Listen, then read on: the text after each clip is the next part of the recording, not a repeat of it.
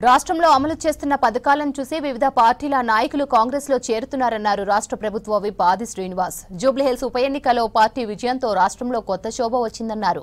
కేటీఆర్ అన్నట్లుగా ఉప ఎన్నిక 2 ఏళ్ల పరిపాలనకు రెఫరెండం అన్నారు.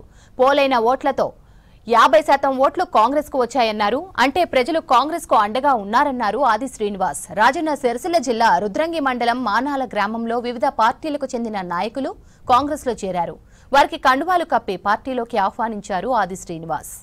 ఆనాడు రాజశేఖర హయాంలో రైతు రుణమాఫీ మన్మోహన్ సింగ్ గారు ప్రధానమంత్రి సోనియా గాంధీ యూపీ చైర్పర్సన్ మళ్ళీ మనం అధికారానికి వస్తే 2 లక్షల రుణమాఫీ చేస్తామని ఇచ్చిన హామీ మేరకు ఎకరం 2, 3, 4, 5 కులానికి ఎవరైనా వ్యవసాయం చేసుకుని భూమిపై ఆధారం చేసిన వాళ్ళందరికీ కూడా రుణ విముక్తులు చేస్తున్న ఇచ్చిన మాట ప్రకారం 1 టోకెన్ లో 2 లక్షల రుణ విముక్తులు చేసి రైతులకు కొత్తగా రుణాన్ని ఇచ్చే కార్యక్రమం భారతదేశంలో 20,650 కోట్లు ఒకేసారి రుణమాఫీ అయిన చరిత్ర ఇక్కడ ఉందంటే అది కేవలం తెలంగాణలో ఉంది.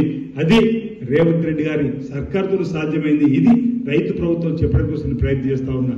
ఈరోజు మీరు ఆలోచన చేస్తే 22 మాసాలలో రైతు రిలేటెడ్ సంబంధించినటువంటి ఖర్చు చూస్తే 1,02,000 కోట్ల రూపాయలు రైతుల కోసం మనం ఈ ప్రభుత్వం రేవంత్ రెడ్డి గారి సర్కార్ ఖర్చు చేసిందన్నమాట.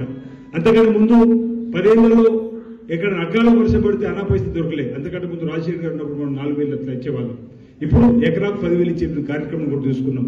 సన్నవాళ్ళు వండిస్తే 500 బోనస్ ఇచ్చే కార్యక్రమం మక్కలకి ఏ విధంగా మనం బోనస్ ఇచ్చి 20 బయట 1700 కూడా ఎవరు కొంటలేరు, 1800 కూడా ఉండలేరు.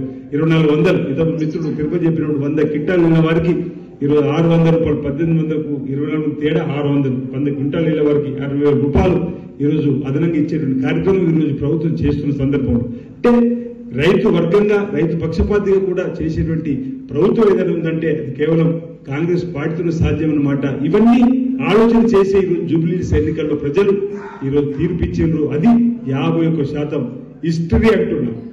పోలైన ఓట్లలో ఒక పార్టీకి 51% ఓట్లు రావడం అనేది హిస్టరీ. మన మంటలో కేటీఆర్ అన్నాడు ఇది రెఫరెండంగా భావిస్తావా రేవంత్ రెడ్డి గారని. నీ మాటల్లోని చూస్తే రెఫరెండం అయితే ఈరోజు నోరు మూసుకుని కూర్చోవలసిన పరిస్థితులు ప్రతిపక్షాలకు వచ్చిందన్నమాట. సందర్భంగా నేను చెప్పడానికి ప్రయత్నం చేస్తూ దానికి అనుగుణంగా రాష్ట్రంలో కూడా ఒక చర్చ జరుగుతూ ఉంది.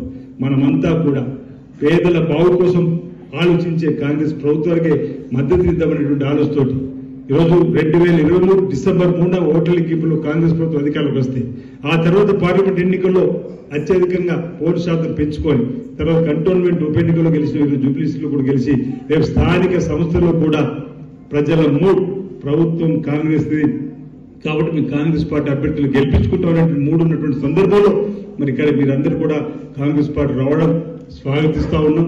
మీ అందరికీ కూడా మంచి చెడు మేము వెంట ఉంటామన్నమాట సందర్భంగా తెలియజేస్తూ రుద్రంగి మానాల పక్క గ్రామాలు నాకు కూడా మానాల విద్యార్థి దశ నుంచి అనుభవం ఉన్నటువంటి నేను విద్యార్థి ఉన్నప్పుడు మా తాత ఇక్కడ పోలీస్ పటేల్గా పనిచేసే గ్రామంలో కూడా వస్తూ పోస్తున్నప్పుడు ఇక్కడ గ్రామంలో పెద్దలతో అనుబంధం ఉన్నటువంటి సందర్భం కాబట్టి ఇక్కడ కష్ట సుఖాలు తెలుసు. కాదు ఏ సమస్య మీకు ఉందన్నా వెంటనే నా దృష్టి తీసుకుని వచ్చినా నా ఫోన్ ఒకవేళ సందర్భంలో మీకు దొరుకున్న టెక్స్ట్ మెసేజ్ పెట్టినా మీకు వెంటనే 1 అవర్ లోపల సమస్య పరిష్కారం కోసం మీకు అందుబాటులోకి రావడం కోసం మేము ప్రయత్నం చేస్తామన్నమాట. ఈ సందర్భంగా తెలియజేస్తూ